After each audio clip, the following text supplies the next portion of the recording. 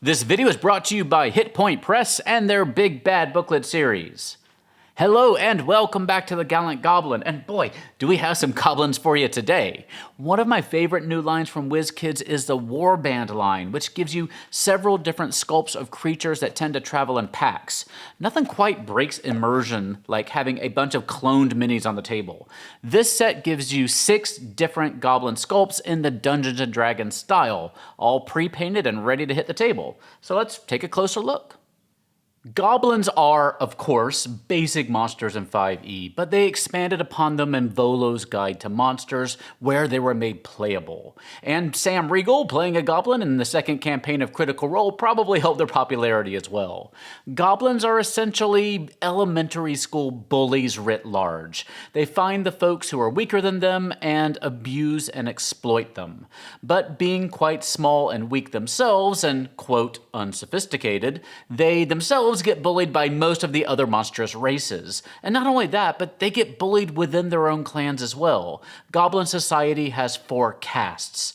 From top to bottom, you have the Lashers, Hunters, Gatherers, and Pariahs. And there's a lot of bad business going on between those various castes. Each tribe also has a boss who exerts autocratic control. Being a playable race now, any of these minis could be used for one of your player characters. According to their rules in Volos, they get ability score increases in Dex and Con, but Tasha's Cauldron of Everything greatly expands your options here. Their size is small, they get Dark Vision, the Nimble Escape feature, and Fury of the Small, which lets them do extra damage once per rest to creatures larger than them. Their CR1 stat block is in the basic rules. There's also a CR1 Goblin Boss stat block in the Monster Manual.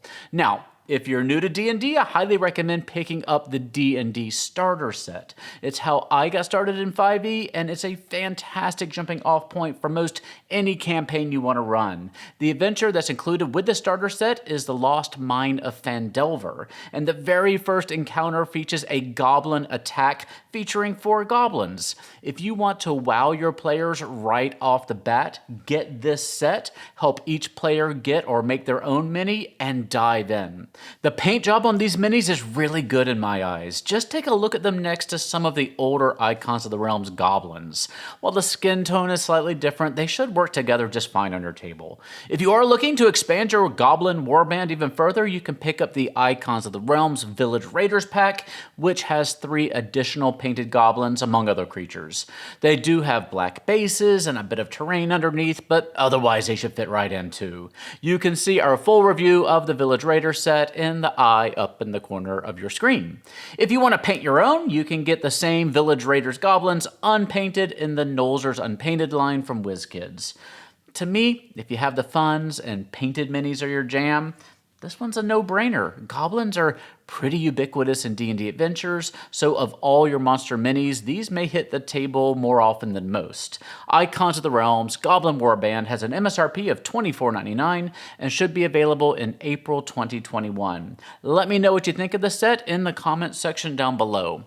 Many thanks to our sponsor for this video, Hit Point Press, and their Big Bad Booklet series, a monthly zine about boss monsters for 5th edition. If you're looking for great one-shots to play with your group when not everyone is there to continue the campaign, or you're running a game for a new group, the Big Bad Booklet series is for you. Each one gives you everything you need to run a short adventure. Each month you get a new one with a new theme, a new tone, and lots of fun monsters and stat blocks and lore that you can also use in your own stories. This month, come meet Captain Fulmini, a vampire who can harness the power of the high seas with an unquenchable thirst for revenge.